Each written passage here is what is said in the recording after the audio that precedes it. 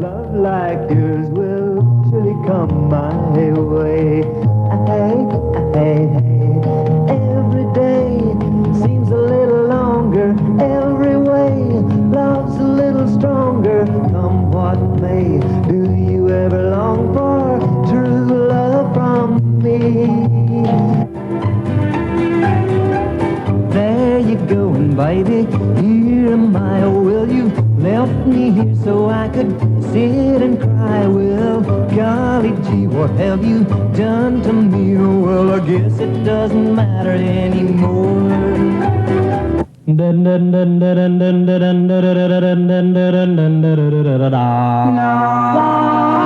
Love you like I do.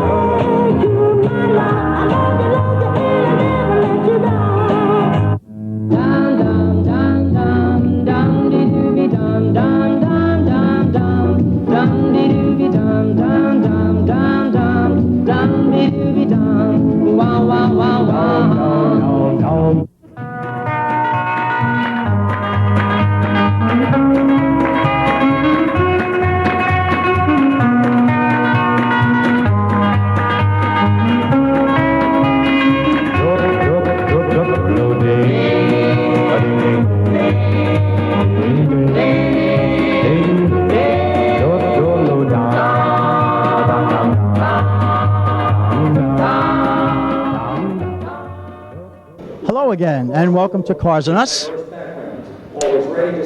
We're located in York, Pennsylvania, out at the York Expo Center for the 7th Annual Muscle Car Madness Show. Put on and hosted by Darwin Dahl, the original innovator of the Land of Ned, the Northeast Division. He was our director for the NHRA back in the day. Especially back in the day when you see all these cars, that's when Darwin was involved. He puts on a great show. It's an invitation, by invitation only.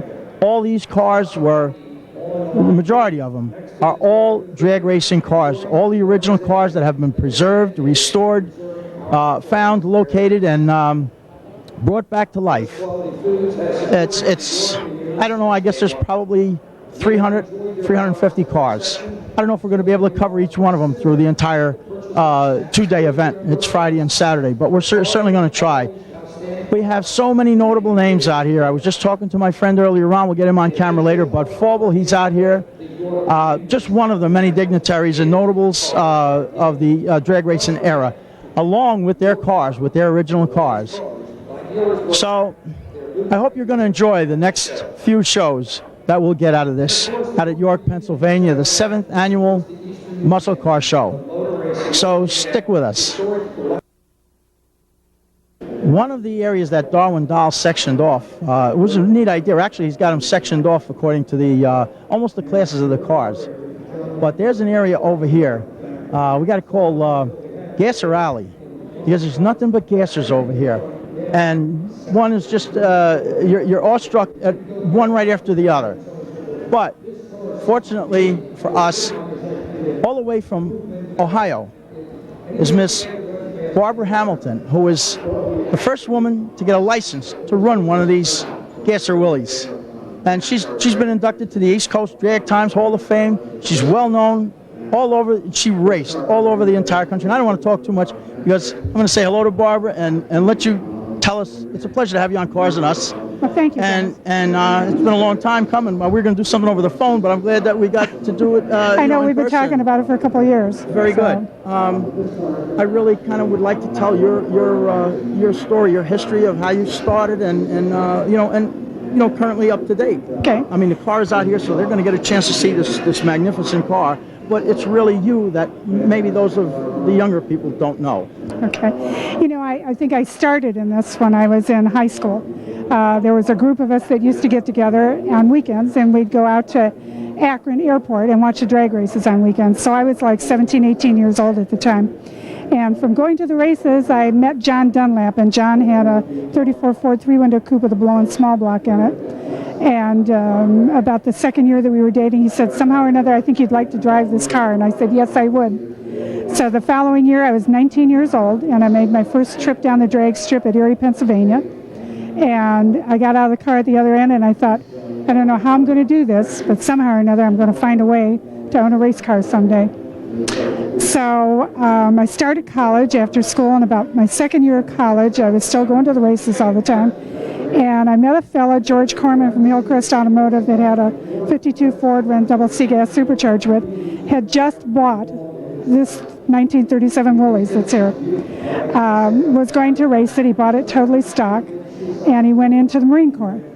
And for the whole 2 years he was in the Marine Corps, I'd write him letters and say, sell me the Willys, you're not doing anything with it. So finally, in 1961, he said, wrote me a letter and said, if you still want the car, I'll sell it to you for $700. Well, I was working part-time. I was working part-time as a cashier in a food store, making money while I was going to college. Didn't have any money at all. And I went to my mom and dad, and I said to my mom, I said, you know, I'd really like to buy this car, and I'd really like to race it. She said, well, we have to go talk to your dad. So I went and spoke to my dad, and he smiled, and he looked at me, and he said, I guess I'm not really surprised at this. And the following week, they took me to the bank and co-signed a note for me for $1,000, and I bought the car. And it took me about 7 months after I bought it until George came home, and I was able to go get it and bring it home. So from 1961 to 63, I petitioned NHRA to drive. I wanted to drive supercharged gas coupe and sedan because that was the only class that I'd ever driven in before. And of course, there weren't any female drivers in it, right. So they were very opposed to it. But after 2 years of a lot of letter writing and a lot of rejection notices, the tracks in the area started writing letters for me. On your behalf? On my behalf, because they had seen me drive John's car, and they knew you. And they knew me. So after 2 years, NHRA issued the first competition license to drive a supercharged car to a female. And that was in August of 1964. And in September, I had it at the U.S. Nationals. So I'd run every Nationals from 1964 to 73. You did? Yes, except 67 when they took my license away. Why? Shirley Muldowney was trying to get a license to drive. Right. And there were only 4 of us gals that had it, myself and Paula Murphy. Yes. And Della Woods. She was driving funny car at the time. And I can't remember who the 4th gal was. But the only way they could not give Shirley a license was to take the 4 away that they had issued. Right. So they took my license away along with the other 3 gals. So fortunately, Paula Murphy was sponsored by STP and Andy Granatelli at the time. Oh, okay. So Paula had called me because she used to keep the car at Geneva on the Lake, about 50 miles from where my house was, and Fat Jack was her tuner at the time, and said that she had been in talks with Shirley, and they were going to do a class action lawsuit against very NHRA. good. Smart move. So it was sometime in December we were supposed to go sign affidavits, and first week in January, the court appearance was supposed to be sometime in February. First week in January, I went out to the mailbox one day, and there was an envelope in there from NHRA, and I opened the envelope up, and all there was a sheet for an FAA physical, and it said, if you take this physical and return this form, we'll give you your license back. Good for you. So I think had it not been for Paula, Sure. we would have struggled to get them back, but she had... You know what? That doesn't surprise me about NHRA. I'll tell you, there's a lot of the older people that are no longer fans of NHRA. So it doesn't surprise me. I thought it was a poor situation at the time because they had used me for advertisement. Sure. I had won... They're making money on you. I had won the NHRA Spring Nationals at Bristol the year before in 1966. National event. Yeah. And it was okay then, but it wasn't later on. So do I understand why they did it? No. It was done. I've had a lot of apologies since then. That's good. And so that part was good. Not good. for nothing. That's right. That's So I continued racing. We were very fortunate. I had a lot of good ones. The only one I'm like everybody else, always some race you'd like to have back. Mine was at the U.S. Nationals at Indy in 1968. Made it up to the final round with Bill Linder. Had just put a clutch flight in the car about 3 months before we went. And it took us a good 2 months to try to get it right because it was only the third one that B&M had put out. My timing was off a little bit on the lights, and I got beat by Bill Linder. And the CC Rider car out of New York was an awesome running car with lots of, and a friend of mine. And I had a quicker ET, got treed. Did you? And I talked to him when I was inducted in the Hall of Fame about 30 years later, and I picked up the phone, and he said to me, "Barb Hamilton," and I said, "Well, that was my maiden name." And he said to me, "Do you still occasionally fall asleep at the Christmas tree?" What a day. And I said, "Bill Linder," and he said, "Yes." So that's my one race I'd like to have back. But Nancy and I, there was just my girlfriend and I, Nancy Leonello. Right, you stole my thunder. I was going to make a segue into that because I know that you guys traveled around. We did. When they took my license away in '67, we both worked at TRW at the time, and so we went to TRW and we took a leave of absence and loaded the toolbox in the trunk and put the slicks up on a roof rack from Sears on top of a '65 Chevy and flat-towed the car all the way out to California. And I called Bones Baylog, and he was driving the Stonewoods and Bones Mustang at that time. And I said, "Bones, I'm coming out because they took my license away and I don't know why, and I have to find out what's going on." So he said, "Come on and come out." So we flat-towed the car all the way out there, and Bones took me to Irwindale and to Long Beach, and it took NHRE about 10 days to catch up with me. Right. And say, "You're not supposed to be driving, you don't have a license." And I said, "I'll make you a trade-off. Come in and let me have a meeting so I know what's going on here." So that's what they eventually did. And so we stayed out there and continued to run. And for about 5 weeks or 6 weeks, and then we turned around and loaded the car up and came home again. Right. So we ran a supercharged gas coupe sedan until the classes went away. Right. In the late 60s, they got rid of double C, and I built this motor, and we moved up into double B. And then they got rid of double B, and there was only double A. And I didn't want to run a Chrysler, and I didn't want to run George Montgomery all the time. Right. So we put the car away in '73, and then I got married in '74. Mm-hmm. And but I've held on to it all these years. Now, you raced a lot of tracks. You traveled around. Just by chance, did you ever run Dover Drag Strip in New York? Never did. We ran what was the NHRA WCS meets back then, and that. It was Indiana, Ohio, Michigan, New York, Canada, and that's really the route that I ran. So so then you ran Englishtown. No, we never got. Where in New York did you run? You ran Lebanon. Just Buffalo. Oh, you ran upstate. Upstate. Oh, wow. It was all because I lived in Ohio and Cleveland, so I see. Just right across the top northern corridor. Yeah, yeah. All right. So no, I never did run. The only place that I ran in Pennsylvania was Presque Isle Timing Association, PIT, which is Erie. I didn't know that. I ran New Media, Pennsylvania, Dragways Incorporated, and Maple Grove, and York. Yep. Yeah. That was it. But you know what? I want to talk. I want you to tell the viewers about this car because this it's just outstanding. I hope the camera does it justice because the car's it's simply gorgeous. Well, thank you. It really is. It's not flashy, but it's you. Right. Well, like I say, I've owned it since '61. It's a 37, a 1937 Willys. It has a 40 front end on a fiberglass one piece. It was painted in 1965, and it's nitro cellulose transparent lacquer, which they no longer make. And everybody always asks me, well, what color is this? Right. Sure. And it's from a Schwinn bicycle. Is it? Yes. In Cleveland, we had a Schwinn bicycle plant in Cleveland, and the fellow painted it had a buddy whose father worked at the plant. And when I went to him and I said, I want to get some kind of a bright candy color on the car. So he came back to me and he said, you have a choice. The bikes are made in candy red or candy blue. I said, I'll take candy blue. So, and that's what's been on. It's been on since '65, since he painted it. It's not ever been touched. It's just pristine. Well, and it's we flat-towed it, as I said before. I never owned a trailer in my life. Never. No, the car has been flat-towed every place. So engine-wise, when we first started out, everything was pounds per cubic inch, and so, it was 265s, 283s, 30 and 60 over. When I moved up into double B gas supercharge, I built this motor.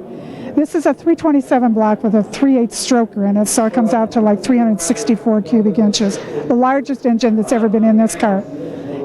We put this in the car in 1968, and it's been in here ever since. I run a B&M clutch flight. It was the third one built by B&M in the country. That's still in the car. It has a Dana rear in it. And What gears did you run? usually, I ran most of the time back then 512s. Did you? Yes, yeah. Well, you must have had a lot of RPMs in this. Yes, I did. A lot of RPM. What'd you shift at? Normally, usually always between 78 and 81. Oh, boy. So, and I usually go through the lights right at about 8,000. Same. Yeah, right. same so thing. you were geared right down. Yeah, Sure. yeah. That's terrific. So, Okay, nowadays, so you're obviously not running the car, No. but you're just touring around the circuit, the car circuit and stuff like that. right. The car, when I was inducted into the International Drag Racing Hall of Fame, 91, Darren Gartlett's got a hold of me, and he said to me, "Whatever happened to your old Willys?" And I said, "Well, I still have it." And he said, "Well, what did you do with it?" And I said, "Nothing. It's just exactly like it was when I know where this ran is it the going last to. time." So he said to me, "Oh, I'd like to have it for the museum." And I said, "Well, I won't give it to you." So we have a loan type agreement basis, and it goes down there and spends from about September until March or April, May. okay. Yeah, and then I go down and pick it up and bring it back up here and do some shows with it and take it back. Barbara, I'm going to get personal. I never did. This is the first time in all my 14 years that I'm doing this, but it's because of him I ask. Does he pay you? No. No. Did he ever offer to pay you? No. No. We'll let it go with that, just so the viewers know. It's the car after I quit in 73. And first of all, let me go back and say, when I quit in 73, I went back to Chapman Automotive in Chicago. Dave Arlasky was probably one of the best funny car builders in the United States at the time. When I put the clutch flight in the car in 68, I started to have terrible handling problems with the car. Why? Just coming off the line at 8,000 as opposed to coming off the hydro made a big difference in it. Sure.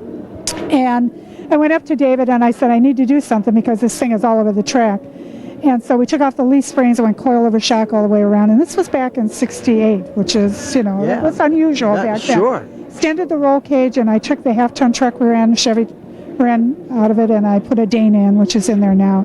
And we also changed the steering. It was dragling type, and we now run it off the passenger side. And so we didn't get that pull on it. Right. Taken You didn't off get the and twist. Yes, didn't get the twist anymore. And so in 73, when I decided I could no longer be competitive in this car, it wasn't going to happen anymore. They had all gone to late style bodies. And I went back to Arlasky and I said, how much will it cost me for a Vega rolling chassis? And he said about $23,000. And that was a lot of money for me back then. I knew the only way that Nance and I could go on is if I sold this, and I couldn't sell it. Good for so you. we just quit. Good we for just you. put it away. Good for you. But you had I think maybe the foresight or the sentimental aspect of it not to get rid of it. Oh yeah, I just, like I say, we had, even though we quit, I thought, I had a number of people come up and wanted to buy it. Well, I'm sure. And over the years, and I just said no, it's going to be with me till I go. Well, it's a treat. It's a part of history. You're a part of history, and I'll tell you, you're the sweetheart of drag racing. I really have to tell you. Dennis, thank you very much. You're really everything that I was told you'd be, and then some. Wow. It's really a pleasure, and I hope the people that come out here that are true drag racers really get a chance to sit down and talk to you, spend a few minutes with you, because you are part of drag racing history. Well, I love to talk to people about drag racing and to talk to them about how it was back in the day. Back in the day. And it's amazing to me at all the places that I go to, the amount of younger people that come up and are so interested That's in a it. good sign. And that's a good sign. That's what we hope to accomplish. That's exactly right, and I really enjoy that. But I have grandfathers coming up to me, bringing their grandsons and saying, I used to watch you run out of Quaker City. And I had a fella come up and at a meet not long ago, and he handed me a picture, and it was a photograph of me with a young boy standing next to me, and he had my trophy in his hand. And I turned around, I said, "Oh my gosh, I was taken to Dragway 42," and he said, "Yes." And he said, he said, "And the young boy is my son right here." And I turned around and look, and here's this guy about 6'4" standing there, and I thought, oh my gosh, But I encourage people to get involved in the sport. Everybody has a connotation about drag racing that sometimes is not good, and shouldn't feel that way because it is a great sport. It's given a lot to the industry, a lot to the people involved, and I love seeing the young people get involved. A lot for the economy, Barb. Yes, it has. Yes, That's for sure. Yes, it is. So. Let's see. You're off to Buffalo. We're going to see I will. The Willys Troubles. home run. We're going to see John. Oh, John. Yes, my friend John. Right. Yeah, right. So that's August, the first week of August. Mm-hmm. Yeah. So I'm hoping to make the trip up there if I can. I'd be, that's great. That's good. But if not, we're going to talk over the phone and stay in touch. And it's just been a pleasure. Get your DVD of this, and we'll send it out great, to you. Dennis. I appreciate it. Barb, it's been a pleasure. It's my pleasure. Trust You me too. when I tell you. I've enjoyed it. Like All I right. say, we've been talking about this for 2 years. Thank you so much. You're welcome. Thanks, Dennis. From Long Island, New York. The most famous AA altered out there on the East Coast was none other than the Pacers car. From Long Island, New York, it ended up out in Phoenix, Arizona, with Jerry JOAQUIN, who did the restoration and replicated it and brought it back to its daily presence. They're out here at York. What would York be without the Pacers car? And we were just together out in Long Island. We had the car out there as well. And I can't give these guys enough promotion, enough airtime. But we got Jerry and we got George out here. It's great to see you guys out here. I told you we'd see you soon. Thanks, Dennis. Nice to see you again. Thank you, Dennis. This is the place for you. This is really because this is the drag racing venue. Thank you. And this is what brings back the memories for you. Sure does. Of course, this is what the car's all about. That's why you built it. That's correct. That is correct. I built it for George, built it for myself to have some fun, and also built it for all those that were lost on 9/11. That was important. I haven't finished your segment yet, but I finished one segment that we did. What was it? 2 weeks ago? I don't know. I'm losing track of time. About 2 weeks ago. It was just a short while ago out at Westbury. And a beautiful show out there. So I was really looking forward to catching up with you again out here. Your next, Sunday after the show, I think you're going to go to Beaver Springs. You're actually going to make a pass with the car? Yes. Yes, we are. Yeah. As long as You'll be driving the go-kart. I'm the go-kart driver now. Yeah, that's right. That's what happens with all race car drivers. That's what you told me yesterday. I got video of when you were pulling it in. I said, gee, what a switch. That is. George is the crew chief this weekend. George is a crew chief this weekend on a car with his son Scott assisting. What are you going to do? You going to make a pass with it? Probably one, maybe two if we have enough time. And it'll be a controlled pass, hopefully. All right. In other words, it's not a full run. No, not at this time yet. We're still testing and making sure, seeing what we need to change to make the car safer. A car like this takes a lot of time to set up. You don't want to just get out there and go balls ass the first time down. Right. And you have to more or less drive it like a Sunday drive the first couple of times. Get the feel of it, how the car's going to handle that speed. Do you know what the treat is? Just firing it up and for people to hear this thing. Yeah. I mean, that's half of it. It's a great sounding car. The motor sounds really Always great. was. Yes. Always was. I was a little disappointed because not only did you not fire it up and bring it in, but one of the other fellows that's got that 33 Willys over there, you met him earlier. Yes. They told him, well, he thought, they didn't tell him anything, but he thought that he couldn't fire it up and drive it in. But everybody else fired their cars up and drove them in. Well, when you're running a fuel car, there's a lot of preparation first. You don't want to just first start it up. I understand your aspect of it, but it was like unfortunate for him because he said, I wanted to start it up and just drive it in, But there's a great array of cars out here. I mean, this is really magnificent. Phenomenal. Everybody from the old days, George. You got to remember, you ran against a lot of these guys. Oh, yeah. A lot of guys. Nice to see him again. It is. That we're still around. Listen, that beats the alternative, So after Beaver Springs, you go home, you go to Arizona? Arizona, make the changes that we identified while we were out on the East Coast, and then we'll have the car back at Bowling Green. We'll have the car back at Henderson in October for induction into the Hall of Fame. That's the SNIZEK and Dodge racing team. And then after that, it's back to Arizona and what? And then we'll do some runs out in California, New Mexico, Arizona, and we'll see. We'll make some plans for the following year and during the summer, maybe to come back here again. George, any plans to do another show next year like, we had this past June? It went so well that we are planning it already. We had a lot of good feedback. A lot of the fellas that unfortunately couldn't make the show, Right. I promised to be there next year. And we made a couple mistakes, not too many, but we think for the first time it was really I have to tell you, I'll commend John again. He put out some spread, very hospitable gentleman, and really a fine job. We had a great time, great food. I mean, Saturday night was fantastic. This show Sunday was everything it was supposed to be. I mean, you didn't make any mistakes, George. I don't think you made any mistakes. What you did was you just came across with some new ideas. That's all. Okay, thank you. And that's the way it'll be next year. And hopefully you'll be able to bring the car out. Right, and hopefully it was really good this year because I've met a lot of people that I've seen in the past that I never knew, and it was a pleasure meeting these people and now have a friendship with them. Right. As You're as a starting fellow anew. racer. Yeah. For me, new. For them, old. Yeah. And it's just great. I'm going to do it as safe as I can, and we're going to enjoy it, and we're going to bring the car to the limelight, and so people can know what it was like back in the old days.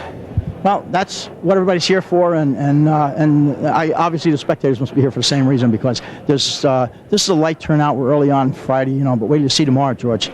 I imagine so, Oh, yes. boy. Well, everybody's home from work on Saturdays, so. So it's going to be great. We're probably going to have to say goodbye after this weekend. Look forward to seeing you next year, I guess. We won't say goodbye. Goodbye is a final. We'll say so long for a while. That's it for a while. Okay? Yeah, definitely. So long for a while, and we'll keep in touch by email, phone, whatever. And you have my videos, so you're going to start airing my show out there in Arizona. I sure am. I'm going to give it to the proper people, and it can go on public TV, and they can see what the East Coast has to. That's what we want. There you go. There you go. That's our goal. Okay. I'm truly an East Coaster, even though I live in Arizona. Oh, I know. You're from there originally. Thank you, Dennis. George, thanks so much. Jerry? Thank you, Dennis, All right, very much. good luck Sunday. I'm not sure whether we're going to be there or not, but, good luck, and we'll see you down the road. Thank you. Sure will.